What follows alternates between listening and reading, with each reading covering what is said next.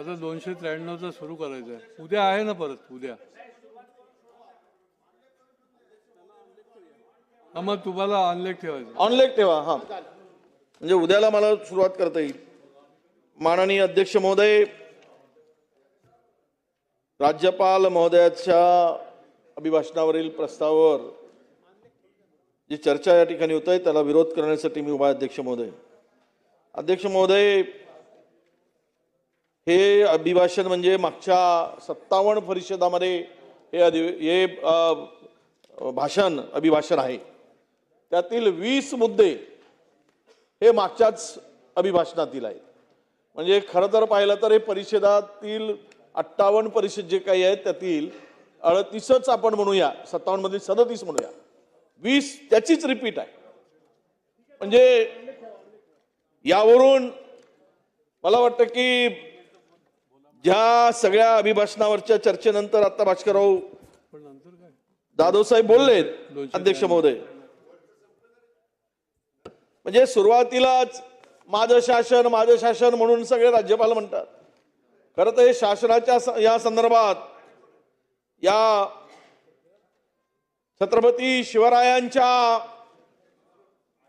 Doctor Babasaheb आंबेडकरांच्या आणि भगवान बिरसा मुंडा, महात्मा ज्योतिबा फुले यांचं नाव घेतलं गेलं. अध्यक्ष महोदय, यांच्या नावाने सुरुवात केली. परंतु यांचं नाव घेत असताना अध्यक्ष महोदय, यांचा अवमान करणाऱ्यांना मात्र, महाराष्ट्राच्या मातीमध्ये अवमान करणाऱ्यांना मात्र त्यांना पद्मश्री नावाने पुरस्कृत सुद्धा केलं जातं, त्यांचा सन्मान केला जातो. छत्रपती शिवाजी महाराजांचा अवमान करणारी,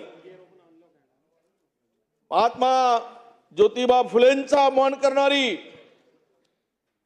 जी काही त्यांचा अवमान करणारी या महाराष्ट्रामध्ये येऊन महाराष्ट्राच्या राजभवनात बसून अवमान करणाऱ्यांचा जर होत असेल तर कुठल्या तोंडाने आपण यांच्या या महापुरुषाचं नाव घेतो आणि त्यांना पद्मभूषण पदवी देऊन त्यांचा गौरव करतो?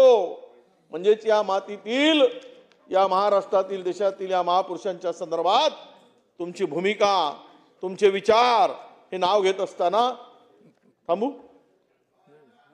ऑनलाईन ठीक आहे, मी उद्याला ऑनलाईन राहायला हरकत नाही ना. चला, थँक्यू केळकर साहेब.